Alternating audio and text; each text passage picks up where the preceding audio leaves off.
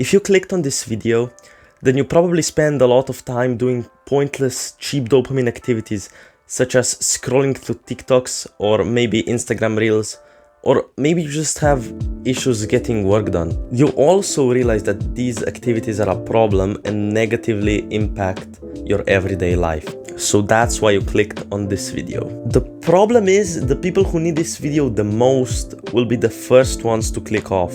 You, on the other hand, you can be different. But don't get me wrong, I'm not just saying that so you would, I would get more watch time and stuff like that. I mean, sure, of course, it would help me, but it can't hurt you that much if you watch this video instead of scrolling for another 5 minutes. If you're still here, then that probably means that one of the things I said before is true about you, which also most likely means that you have too much time on your hands. I mean, think about it. Let's say you just came home from school and had lunch. You plan on going to the gym at 5 p.m. Right now, it's 2 p.m. And that being said, you have 3 hours of free time. And you might actually think to yourself, I have plenty of time, so scrolling for 10 minutes won't hurt, right? Right? The problem starts when the 10 minutes turn into 20, and then the 20 turn into 30, and then 30 turn into one hour. And before you realize, you just spent all of your time scrolling. An actionable step you can do now is to try to fill up your schedule as much as possible. Whether it's reading, doing homework, what the fuck? Doing your homework, or just going for a walk.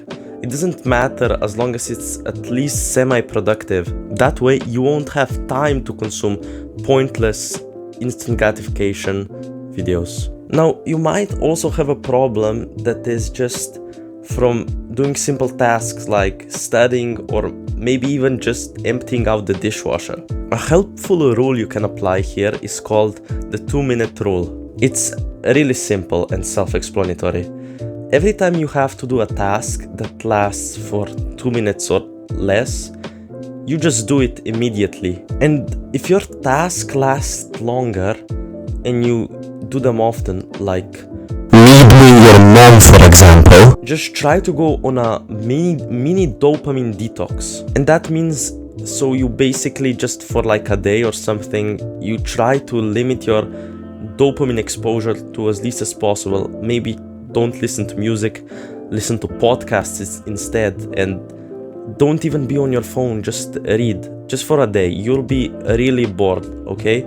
But it's gonna help a lot, I promise. I mean, think about it. If you're doing something really boring for one day, then the next day the activities that aren't that fun but aren't necessarily boring won't be as boring as they used to feel, right? One of my favorite things to do lately has been drawing.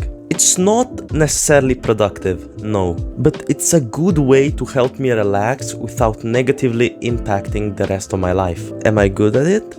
No, I suck. But I still find it fun. Actually, let me show you.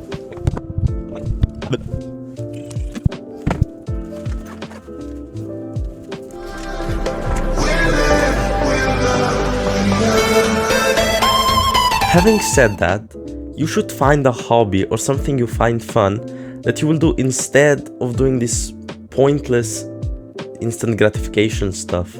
I guarantee you that you will feel much more happy and fulfilled after you start doing something you actually... Yeah, so you'll feel much more fulfilled after you start doing something you actually enjoy without it being harmful for you. Now for the final thing.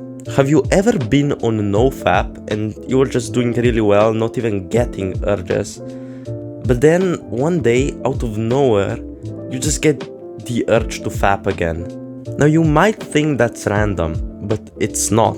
And just for the record, this doesn't apply to just NoFap, it applies to social media in general if you want to be on it less. The thing is, there might be a certain cue that leads to you getting the craving. For example, you might be scrolling TikTok and then you come across a hot female, which is a cue, and you get an urge to fap suddenly, which is the craving. But it doesn't necessarily mean that the cue is connected to the craving. You might get reminded of a certain person when you hear a certain song, for example. So an actionable step you can do now is to try to limit the cues as much as you can. Whatever they may be, try to establish them and then work from there. That way you can avoid even getting the urge to do something unproductive and be productive and do something that will benefit you in life instead. Having said that, I believe in you. And remember, if you put in the work, the rewards will come naturally.